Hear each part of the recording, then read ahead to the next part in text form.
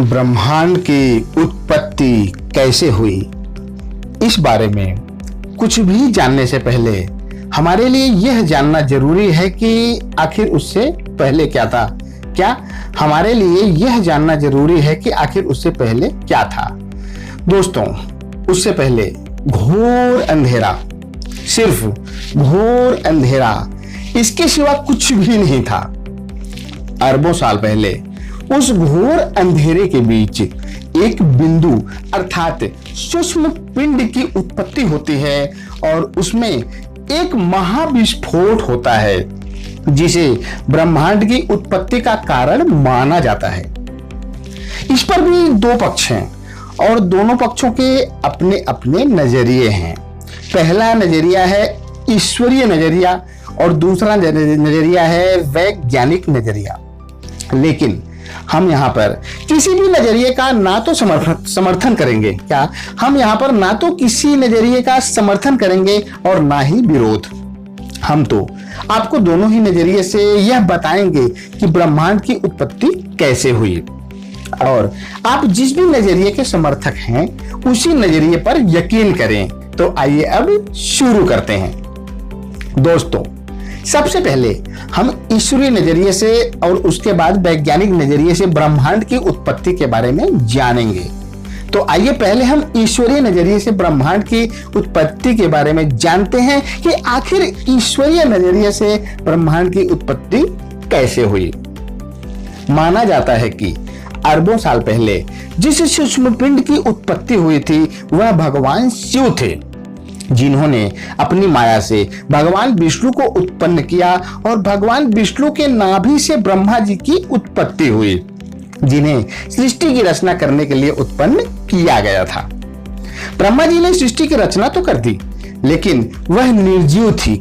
सृष्टि निर्जीव थी, उसमें कोई जीव नहीं था, उसमें कोई क्रियाकलाप नहीं हो रहा था, जिसके लिए उन्होंने विष्णु जी की आराधना की और उनसे बोले कि हे प्रभु, मैंने सृष्टि की रचना तो कर दी, लेकिन उसका विकास भी तो होना चाहिए। यह सृष्टि निर्जीव है, इसे सजीव बनाना होगा। ब्रह्मा जी की इस आराधना को स्वीकारते हुए भगवान विष्णु ने सृष्टि को संभालने और उसे सुचारू रूप से चलाने का कार्यभार संभाला।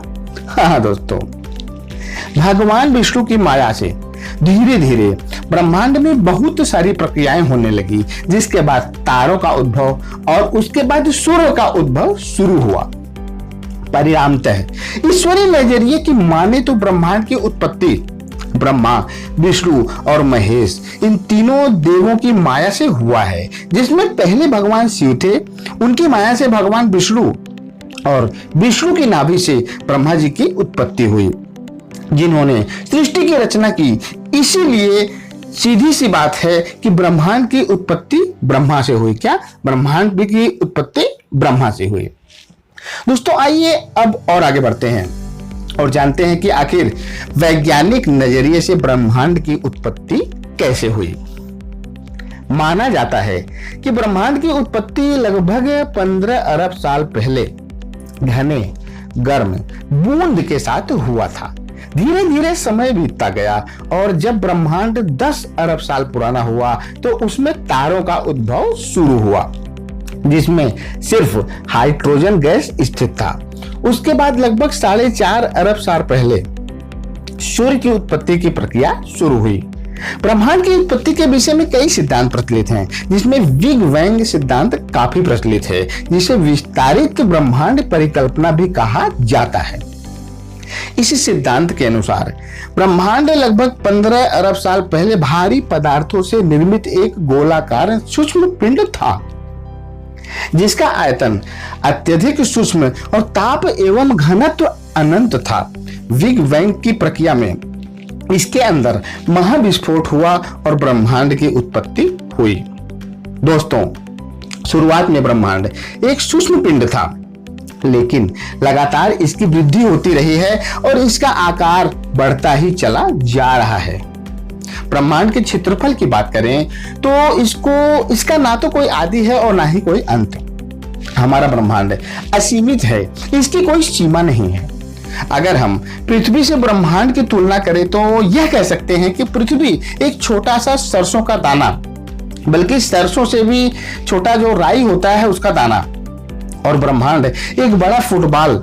लेकिन इसके साथ एक बात और भी है कि फुटबॉल की अपनी सीमा होती है, पर ब्रह्मांड की कोई सीमा ही नहीं है। हाँ दोस्तों, यह तो फैलता ही चला जा रहा है, फैलता ही चला जा रहा है, फैलता ही चला जा रहा है। जैसे किसी गुब्बारे में हवा भरते समय वह फूलने और फैलने लगता है, बिल्कुल वैसे ही ब्रह्मांड लगातार फैल रहा है, जिसकी वजह से आकाश गंगाएं भी एक दूसरे से दूर होती चली जा रही हैं। हाँ दोस्तों, तो दोस्तों यह था ब्रह्मांड की उत्पत्ति का रहस्य। क्या यह था ब्रह्मांड की उत्पत्ति का रहस्य?